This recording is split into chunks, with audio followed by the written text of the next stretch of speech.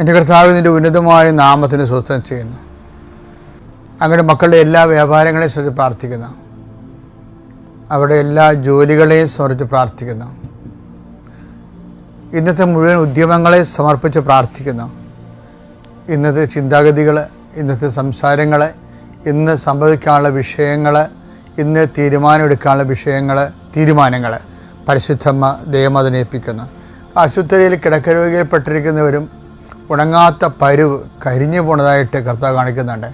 ആ രോഗികൾക്കെല്ലാം വേണ്ടി ഇപ്പോൾ പ്രാർത്ഥിക്കുന്നു. ഉണങ്ങാത്ത പരുവുകൾ, വർഷങ്ങളും മാസങ്ങളുമായി ഉണങ്ങാതിരിക്കുന്ന പരുവുകൾ കരിഞ്ഞു പോകുന്നത് കർത്താവ് കാണിക്കുന്നുണ്ട്. പ്രത്യേകിച്ച് മുട്ടിൻ്റെ പരുക്കൾ കർത്താവിൻ്റെ നാമത്തിൽ സൗഖ്യമാകട്ടെ എന്ന് കൽപ്പിക്കുന്നു. എൻ്റെ കർത്താവിൻ്റെ ഉന്നതമായ നാമത്തിൽ അസ്ഥിക്ഷയങ്ങൾ, അസ്ഥിയുടെ ബലക്ഷയങ്ങൾ കർത്താവിൻ്റെ നാമത്തിൽ സമർപ്പിച്ച് പ്രാർത്ഥിക്കുന്നു. മാതാവിൻ്റെ മധ്യസ്ഥനെ ഏൽപ്പിച്ച് പ്രാർത്ഥിക്കുന്നു. കർത്താവിൻ്റെ ഉന്നതമായ നാമത്തിന് ശരീരത്തിൽ കർത്താവ് ചൂട് കൂടുന്നതിന് മൂലകാരണങ്ങളുണ്ടാകുന്ന രോഗങ്ങൾ, ആ രോഗങ്ങളെ മുഴുവനായി ശ്രദ്ധിച്ച് പ്രാർത്ഥിക്കുന്നു. കർത്താവ് നിൻ്റെ തിരുമുറുവാടുന്ന വലതുകരം, ആണിപ്പെടുത്താറുന്ന അത്ഭുതകരം, അങ്ങനെ ശരീരം മൊത്തത്തിൽ ചൂടാകുന്ന വ്യക്തികൾ, മൊത്തത്തിൽ രക്തം ചൂടാകുന്ന വ്യക്തികൾ, കോശങ്ങൾ ചൂടാകുന്ന വ്യക്തികൾ, ആകപ്പാട് ചൂട് കൊണ്ട് ഉറക്കമില്ലാത്ത വ്യക്തികൾ, പ്രഷർ കൂടുന്നവർ, ഷുഗർ കൂടുന്നവർ, മറ്റു രോഗങ്ങളിലെല്ലാം ആധിക്യമുള്ളവർ യേശുക്രിസ്തു ഉന്നതമായ നാമത്തിൽ സൗഖ്യപ്പെടട്ടെ എന്ന് പ്രാർത്ഥിക്കുന്നു. എൻ്റെ കർത്താവിൻ്റെ ഉന്നതമായ നാമത്തിൽ ജോലി ഇല്ലാത്ത ദിവസത്തിൽ പ്രാർത്ഥിക്കുന്നു. ജോലിക്ക് വേണ്ടി പരിശ്രമിക്കുന്ന ദിവസം പ്രാർത്ഥിക്കുന്നു. പരിശ്രമിച്ചിട്ടും പേർത്തും കർത്താവെ, അങ്ങനെ അവരുടെ ഉദ്യമങ്ങൾ എല്ലാം അവതാളത്തിലാവുകയും നഷ്ടപ്പെടുകയും ചെയ്യുന്നവർ, അതിന് ഫലപ്രാപ്തി കാണാതെ മനസ്സിടിഞ്ഞു പോയവർക്ക് വേണ്ടി പ്രാർത്ഥിക്കുന്നു. കർത്താവ് ഓരോ ഉദ്യമങ്ങൾ, ഓരോ പരീക്ഷകൾ, ഓരോ ഇൻ്റർവ്യൂകൾ അവരെ തോറ്റെന്ന് കേൾക്കുമ്പോൾ അവരെക്കുറിച്ച് തന്നെയുള്ള ആത്മവിശ്വാസം നഷ്ടപ്പെടുകയും, അതേസമയം കർത്താവ് ഉടമ്പടിയുടെ ശക്തിയിൽ നോട്ട് ബൈ മെറിറ്റിൽ ബട്ട് ബൈ ഗ്രേസിൽ വർക്ക് ചെയ്യുന്ന ഉടമ്പടി ദൈവത്തിൻ്റെ കൃപയിൽ അമിതമായി ആശ്രയിച്ചുകൊണ്ടും അടിസ്ഥാനപരമായി ആശ്രയിച്ചുകൊണ്ടും കർത്താവിൻ്റെ കൃപയെ ആർജിക്കാൻ ആവശ്യമായ ജീവിത രീതിയെ പുനഃക്രമീകരിച്ചുകൊണ്ടും സുവിശേഷമായി ജീവിക്കാൻ വേണ്ടി ആത്മീയ കൃപയ്ക്ക് വേണ്ടി പ്രാർത്ഥിക്കുന്നു. എൻ്റെ കർത്താവിന് ഉന്നതമായ നാമത്തെ ആശ്രയിച്ച് പ്രാർത്ഥിക്കുന്നു.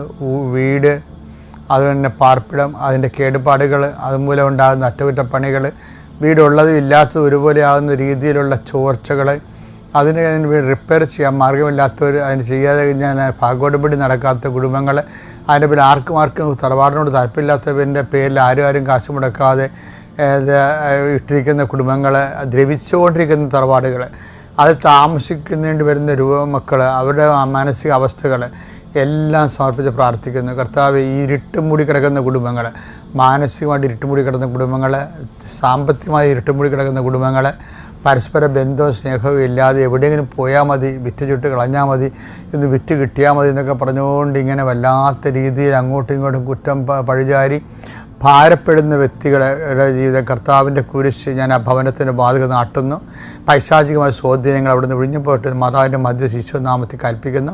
എൻ്റെ കർത്താവിൻ്റെ ഉന്നതമായ നാമത്തിൽ നിങ്ങളുടെ കുഞ്ഞുങ്ങളുടെ വിദ്യാഭ്യാസവും കുഞ്ഞുങ്ങളുടെ അഡ്മിഷൻസ് എല്ലാം സംബന്ധിച്ച് പ്രാർത്ഥിക്കുന്നു. പുതിയ കാലങ്ങളിലേക്ക് നമ്മൾ പുതിയ പരീക്ഷകളെല്ലാം പാസ്സായി പുതിയ ജീവിത മേഖലകളിലേക്ക് ഏത് ഗ്രൂപ്പ് തിരഞ്ഞെടുക്കണമെന്ന് അറിയാൻ പാടില്ലാതെ, എന്ത് തിരഞ്ഞെടുത്താൽ ഗതി പിടിക്കുമെന്ന് അറിയാൻ പാടില്ലാതെ അങ്ങോട്ടും ഇങ്ങോട്ടും ചോദിച്ച് നടക്കുന്നൊരു കാലമാണിത്. അവർക്കെല്ലാം ദൈവത്തിൽ ആശ്രയിക്കുമ്പോൾ ദിശാബോധം ഉണ്ടാകാനും അവരെടുക്കുന്ന തീരുമാനങ്ങൾ തെറ്റാതിരിക്കാനും വേണ്ടി പരിശുദ്ധമായ ദേവമാതാവിനെ ഏൽപ്പിച്ചുകൊണ്ട് പ്രാർത്ഥിക്കുന്നു. ഈ യാത്രകളെ പ്രാർത്ഥിക്കുന്നു.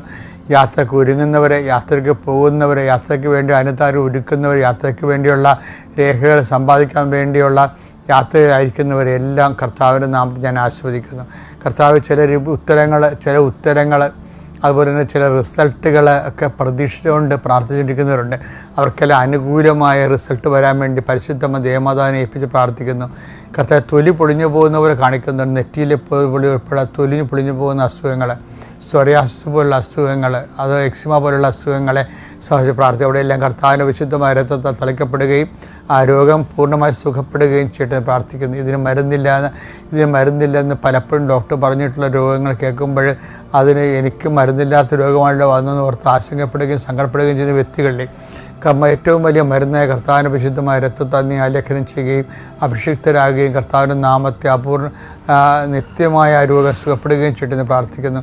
എൻ്റെ കർത്താവിൻ്റെ ഉന്നതമായ നാമത്തിൽ സഭയുടെ അധികാരത്തിൽ സാമ്പത്തിക കൊടുക്കവാങ്ങലുകൾ, സ്ഥലത്തിൻ്റെ കൊടുക്കവാങ്ങലുകൾ, വെച്ചുമാറലുകൾ ഇവിടെയെല്ലാം നീ ചതിക്കപ്പെടാതിരിക്കാൻ വേണ്ടി നിനക്ക് ദൈവികമായ സംരക്ഷണം യേശുനാമത്തിൽ സംരക്ഷിക്കപ്പെടേണ്ടത് പ്രാർത്ഥിക്കുന്നു. എൻ്റെ കർത്താവിനുമായ നാമത്തിൽ സഭയുടെ അധികാരത്തിൽ കുരിശിൻ്റെ അടയാളത്തിൽ ദൈവശക്തി നീ ആശ്രയിക്കപ്പെടട്ടെ.